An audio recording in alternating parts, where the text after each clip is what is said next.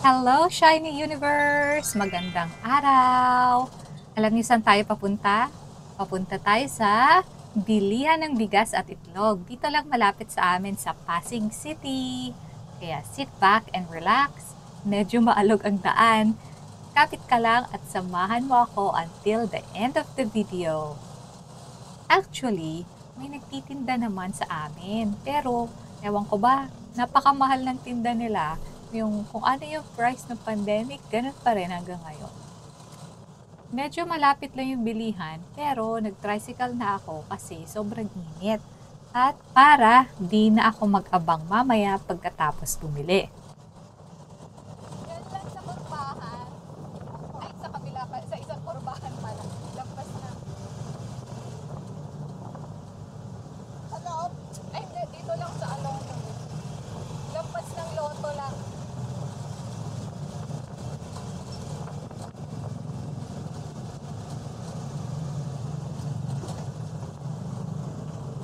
Yan sa kalis, yung kalis na egg and rice. Yan sa left side.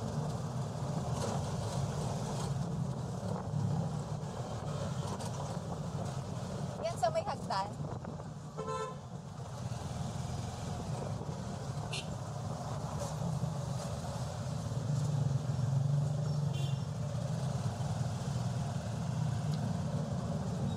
Pwede paantay.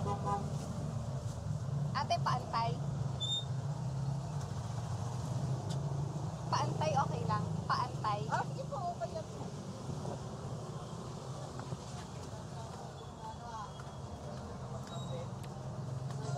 Ayan, nakarating na tayo.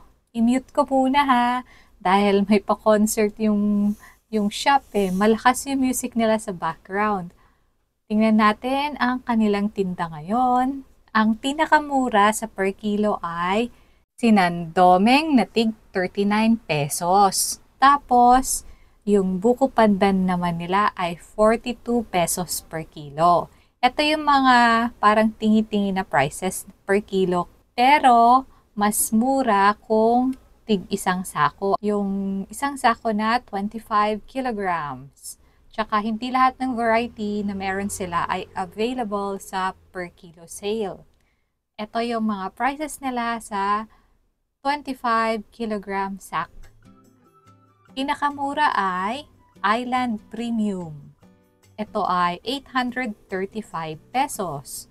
Bale, halos 33 pesos per kilo. Wow! Mas mura na kaysa previous months. Sunod ay yung Jasmine Red. 875 pesos, equivalent to 35 pesos per kilogram. Tapos, sunod ay Buko Pandan from Nueva Ecija. Ang presyo dito ay 915 pesos. Isa pang popular ay ang Jasmine Super Denorado. 995 pesos naman. At ang best seller nila dito sa bigasan na to ay ang Coco Pandan. Ang presyo ay 1,025 pesos. Ang bibiling ko ay MCL Mindoro Denorado. Ang presyo ay 1,115 pesos. So, bale, ang papatak nito ay 44 pesos and 60 centavos kada kilo. Samantalang yung kapitbahay ko ay 60 pesos pa din ang benta nila.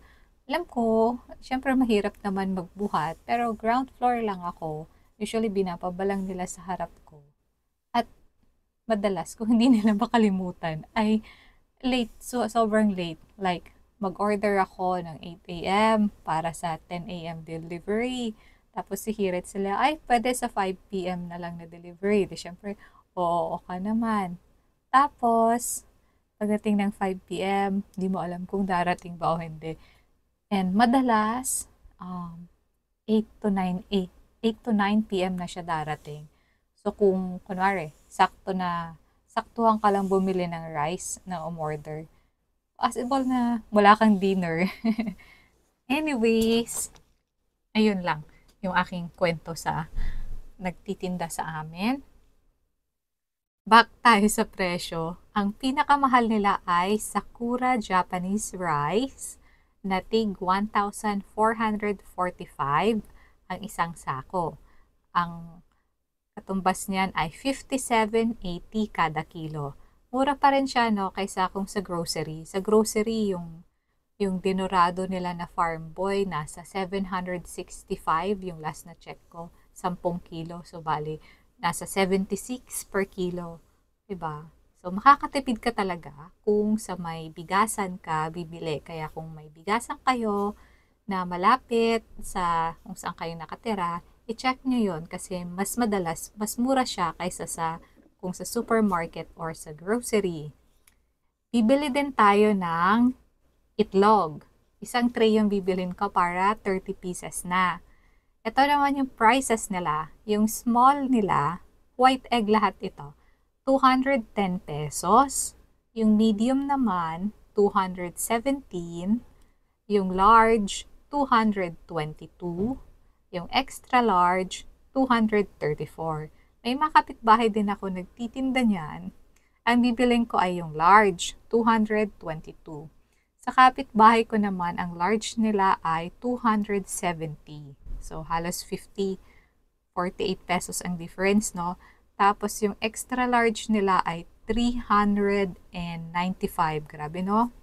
Mahigit, yun, parang 160 plus ang ang difference.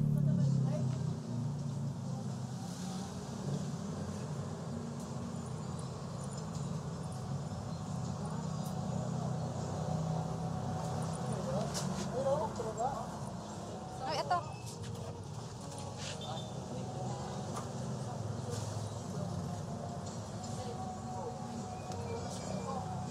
Dalaga din din? Sige. Parang, Saka yung CL? isa lang. Magbayad na tayo.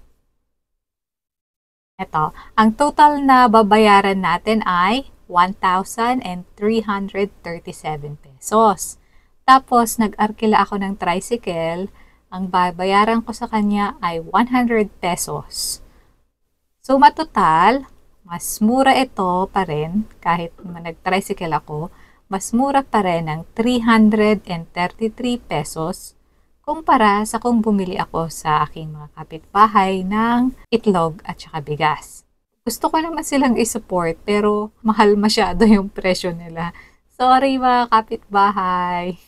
Sa inyo ba, magkano ang bigas at itlog dyan?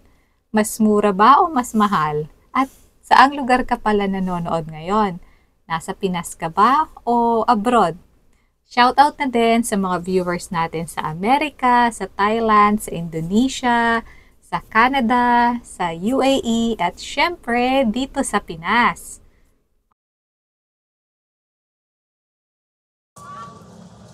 Kuya, yung tricycle lang. Ito te? Oo, kay ate.